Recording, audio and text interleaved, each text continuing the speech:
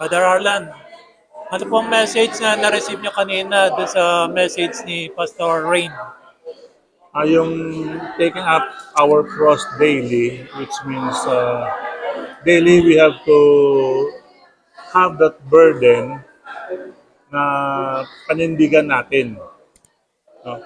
It's not just yung pagiging Christian natin is not it's a one shot deal ang pag-accept natin kay Christ, pero it doesn't stop there kasi it goes ang transformation natin, ang growth natin is on a daily basis.